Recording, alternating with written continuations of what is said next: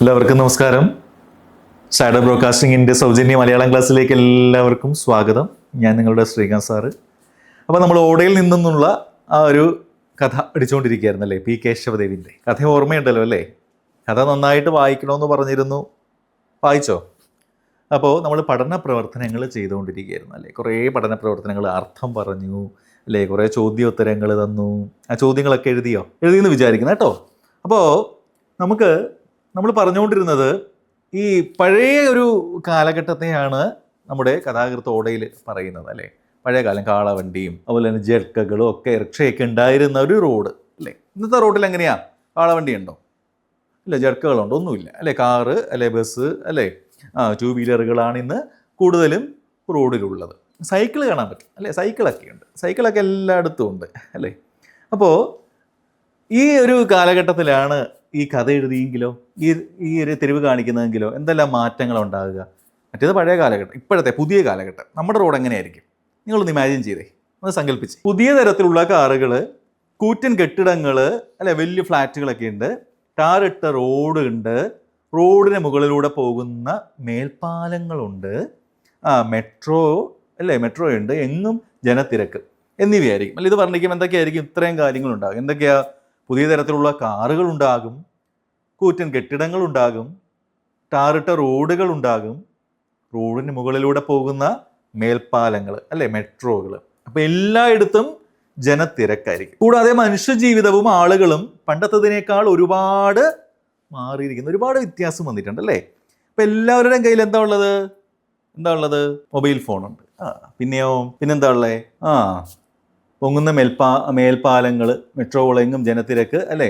കൂടാതെ മനുഷ്യജീവിതവും ആളുകളും ഒക്കെ പണ്ടത്തേക്കാൾ ഒരുപാട് മാറിയിരിക്കുന്ന എല്ലാവരുടെയും കയ്യിൽ മൊബൈൽ ഫോണുണ്ട്. അപ്പോൾ ആധുനിക സൗകര്യങ്ങളാണ് ഉള്ളത് അല്ലേ. ഇതുപോലെ ഒരുപാട് പുതിയ സൗകര്യങ്ങളൊക്കെ വന്നു. അപ്പോൾ ഒരുപാട് രൂപത്തിലുമൊക്കെ മാറ്റം വന്നു, ഒരുപാട് മാറ്റങ്ങൾ. പണ്ടത്തെ രീതിയിലുള്ള വസ്ത്രധാരണമല്ല അല്ലേ, സംസാര രീതിയല്ല, എല്ലാത്തിലും മൊത്തത്തിലൊരു വ്യത്യാസം വന്നു, ഒരു ചേഞ്ച് വന്നു അല്ലേ. ഇങ്ങനെ ഒരുപാട് വ്യത്യാസം നമുക്ക് കാണുവാനായിട്ട് സാധിക്കും. ഇന്നത്തെ കാലത്തെ മാറ്റാ ചോദിച്ചത്. അപ്പം നമ്മുടെ റോഡിൽ നടക്കുന്ന കാര്യങ്ങൾ നിങ്ങൾ മനസ്സിലാക്കിയിട്ട് എഴുതിയാൽ മതിയാവും. ഓക്കെ. ഇപ്പൊ കുറച്ച് ചൊല്ലുകൾ കേട്ടിട്ടുണ്ടായിരിക്കും നിങ്ങൾ അല്ലേ. കുളത്തിൽ മുങ്ങിയ കിണറ്റിലേ നിരത്തുള്ളൂ, കുഴി താണാൽ കുന്നിലേ പൊങ്ങൂ, കടലുണ്ടിയിൽ ഇറങ്ങിയാൽ കൊയിലാണ്ടിയിൽ ഉണരൂ. ഇപ്പൊ കുറെ ചൊല്ലുകളാണ്. അപ്പോൾ ഇങ്ങനെ ഏതാണ്ട് ഒരേ ആശയങ്ങൾ ഉൾക്കൊള്ളുന്ന ചൊല്ലുകളാണിവ. അതുപോലെ ഇതുപോലെ ആശയം വരുന്ന ചൊല്ലുകൾ കണ്ടെത്തുക, വിലയിരുത്തുക എന്നുള്ളത്. ഇപ്പൊ നാട്ടിൽ നിന്ന് ഓടിയാൽ കാട്ടിലേ നിൽക്കുള്ളൂ, കായലിൽ മുങ്ങിയാൽ കടലിലേ പൊങ്ങത്തുള്ളൂ, വെളിച്ചത്ത് മുങ്ങിയാൽ ഇരുട്ടത്തെ പൊങ്കയുള്ളൂ, പ്രാതൽ കഴിഞ്ഞു പോയാൽ അത്താഴത്തിന് നോക്കിയാൽ മതി. ഇതൊക്കെ ഓരോ നാട്ടിന് പുറത്തുള്ള ചൊല്ലുകളാണ്. അപ്പം നിങ്ങളതൊന്ന് ശേഖരിച്ച് നിങ്ങളുടെ പഠന പ്രവർത്തനങ്ങളുടെ ഭാഗമായിട്ട് നോട്ട്ബുക്കിലൊന്ന് ശേഖരിച്ച് വെച്ചാൽ മതിയാവും. അപ്പം നമുക്ക് പപ്പുവിൻ്റെ ആ ഒരു സ്വഭാവം അല്ലേ, അദ്ദേഹം ഒരു സാധാരണ അല്ലേ മനുഷ്യനാണ്. പക്ഷേ എല്ലാവരെയും പോലെ എങ്ങനെയെങ്കിലുമൊക്കെ ജീവിക്കണം അല്ലേ, റിക്ഷ ഓടിച്ച് അന്നത്തെ ഇടം ജീവിച്ചു പോകുന്നൊരു വ്യക്തിയാണ്. പെട്ടെന്ന് അദ്ദേഹത്തിൻ്റെ റിക്ഷ തട്ടിയൊന്നും ആരും അപകടപ്പെട്ടിട്ടില്ല അല്ലേ, ആരെയും മുട്ടി അവരൊന്നും വഴിയാത്രക്കാർക്ക് യാതൊരു പരിക്കൊന്നും ഉണ്ടായിട്ടില്ല. പക്ഷേ ആദ്യമായിട്ടാണ് ഒരു പെൺകുട്ടി റിക്ഷ തട്ടി വീഴുന്നത് അല്ലേ.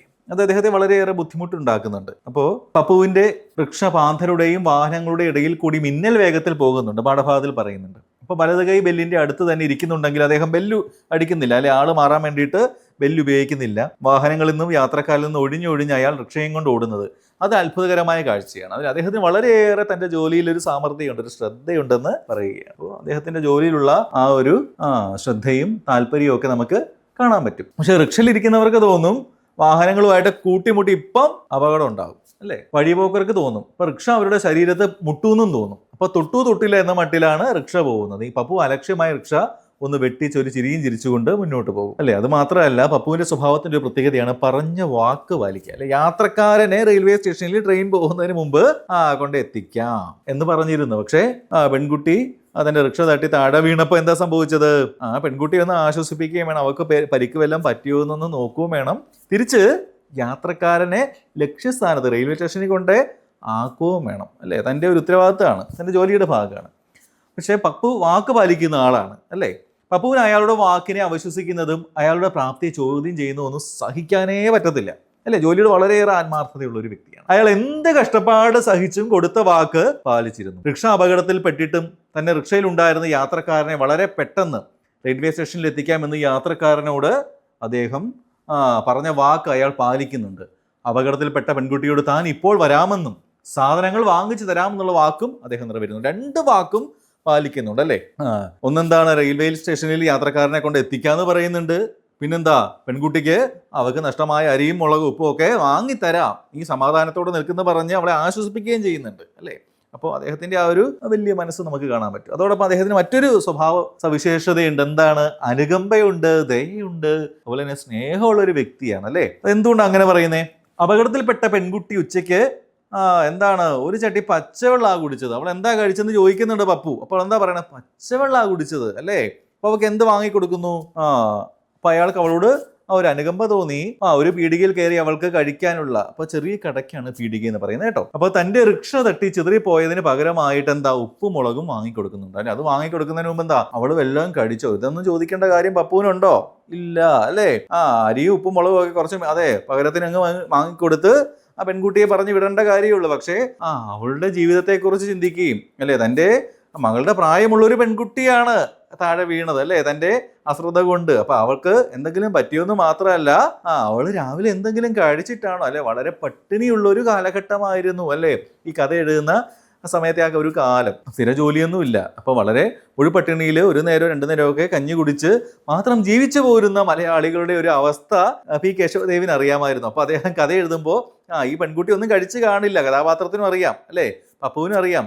താനും പണിക്ക് പോയില്ലെങ്കിൽ വീട്ടിൽ പട്ടിണിയാണ്. അപ്പൊ ഈ കുഞ്ഞു വല്ലതും കഴിച്ചോ എന്നുള്ളൊരു വേദന അദ്ദേഹത്തിന്റെ ഉള്ളിലുണ്ടായിരുന്നു. അങ്ങനെയാണ് അവൾക്ക് പാളയംകുടം പഴം വാങ്ങിക്കൊടുക്കുന്നത്. പിന്നെ എന്താണ്, ജീവിതത്തെക്കുറിച്ച് ഒരുപാട് പ്രതീക്ഷകളുള്ള ഒരു വ്യക്തി അല്ലെ. നാളെ നന്നായിട്ട് ജീവിക്കണം അല്ലേ, ജീവിതത്തിൽ ഒരു ലക്ഷ്യമുള്ള ഒരു വ്യക്തിയാണ്. നമുക്കൊക്കെ ഓരോ ലക്ഷ്യങ്ങളില്ലേ. അപ്പോൾ ജീവിതത്തെക്കുറിച്ചുള്ള പ്രതീക്ഷ, അതുവരെ പപ്പുവിന്റെ ജീവിതത്തിൽ നാളെ എന്നൊരു പ്രതീക്ഷ ഉണ്ടായിരുന്നില്ല. എന്നാൽ നമ്മുടെ കഥാപാത്രത്തിന്റെ പേരെന്താ, ആ പെൺകുട്ടിയുടെ പേരെന്താന്നാ പറഞ്ഞു ഓർക്കണുണ്ടോ? ലക്ഷ്മി അല്ലേ, ലക്ഷ്മി എന്നാണ്. അപ്പൊ ലക്ഷ്മിയെ പരിചയപ്പെട്ടതിന് ശേഷം അയാൾക്ക് തനിക്ക് ആരൊക്കെയോ ഉണ്ടെന്നുള്ള പ്രതീക്ഷ ജീവിതത്തിൽ ഉണ്ടാകുന്നു അല്ലെ. തന്റെ ജീവിതത്തിൽ എന്തൊക്കെയോ അല്ലെ, തനിക്ക് ആരൊക്കെയോ ഉണ്ട്, താൻ ഒറ്റയ്ക്കല്ല. അദ്ദേഹം ഇതുവരെ ഒറ്റയ്ക്കാണ് ജീവിച്ചത്. ഇതിൽ യാതൊരു പ്രതീക്ഷയില്ല, എങ്ങനെയെങ്കിലൊക്കെ ജീവിച്ചു പോയാൽ മതി എന്നൊക്കെ കരുതിയ ആളാണ്. അപ്പൊ ലക്ഷ്മിയെ പരിചയപ്പെടുന്നത് വരെ നാളെക്കുറിച്ച് ഒരു പ്രതീതിയും ഉണ്ടായിരുന്നില്ല, ഒരു പ്രതീക്ഷ ഉണ്ടായിരുന്നില്ല. ലക്ഷ്മിയെ പരിചയപ്പെട്ടപ്പോൾ തനിക്ക് ആരൊക്കെയോ ഉണ്ടെന്നുള്ള തോന്നല് പപ്പുവിനുണ്ടായി. ഇതാണ് അയാളെ നാളെ നീ വരുവോ അല്ലെ, നീ വരുവോ. അപ്പോൾ അവള് ചോദിക്കുന്നുണ്ട്, എന്നെ നാളെയും വന്ന് വണ്ടി കൊണ്ട്